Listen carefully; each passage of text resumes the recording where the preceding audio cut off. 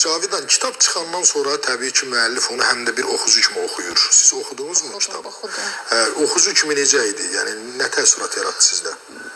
Ya mən sirlərimi açmayım, çünki təəssüf elədiyim məqamlarda oldu. Daha yaxşı yazardım Daha yaxşı yaza bilərdim təbii ki. Boşluqları gördüm. Bəzi orada bir-iki personaj var idi ki, obraz. Mən onları taleyini başqa cür işləyə bilərdim və onlar boş qalmışdı. Mustafa İman ölümünü. Əslində mən başqa cür onu fikirləşmişdim.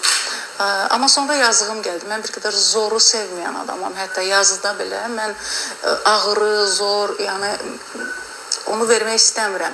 Hər dəfə bir işıq, bir ümid yeri saxlayıram. Pessimist olmasın deyə də. Yox, bəli. Mən sevmirəm, yəni çirki, qan, yəni ölüm, bunu sevmirəm onu təsvir etməyi. Ona görə də əslində Mustafa İmanı, yəni o da haqq eləyirdi elə bir ölümü.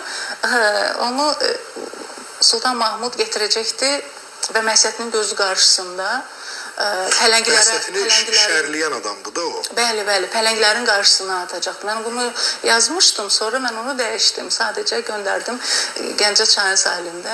Özü xəyallarkən ilan çaldı onu. İlan çaldı. Getdi.